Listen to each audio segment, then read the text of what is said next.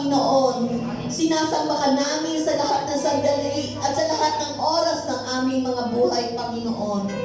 Wala pong kabuluhan ang aming mga buhay, Panginoon, kung wala ka sa amin, Panginoon. Walang saysay ang aming mga buhay, Panginoon, kung hindi ka namin kasama sa lahat ng sandali ng aming buhay, Panginoon.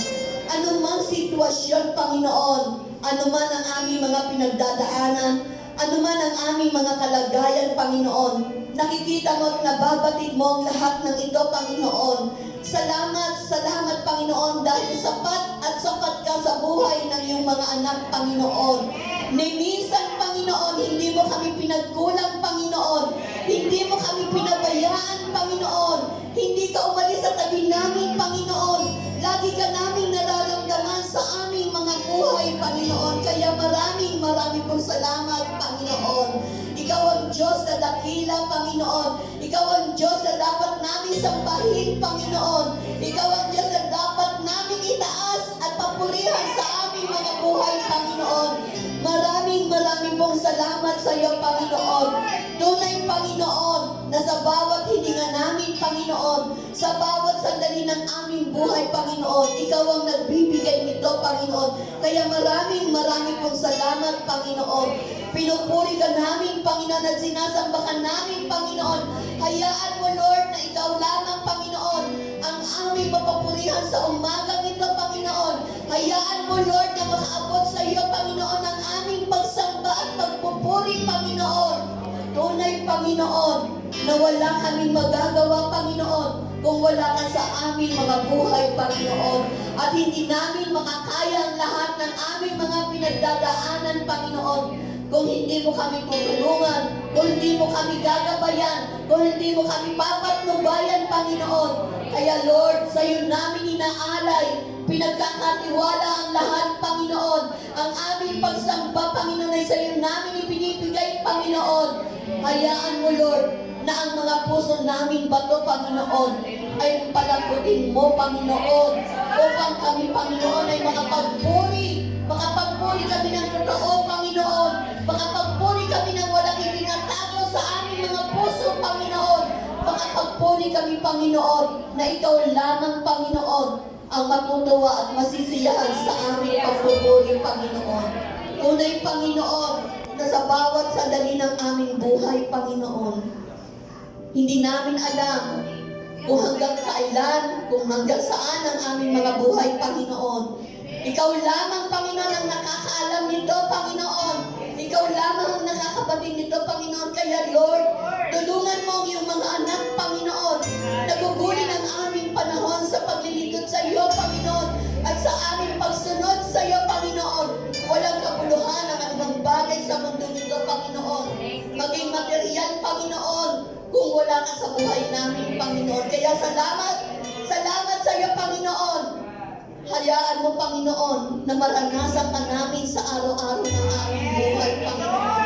Maranasan ka namin, Panginoon, na ikaw lamang ang Diyos na kumikilos at gumagawa sa aming mga buhay, Panginoon. Tulungan mo kami, Panginoon, na maging karapat-dapat at kalugod-lugod sa iyong harapan, Panginoon.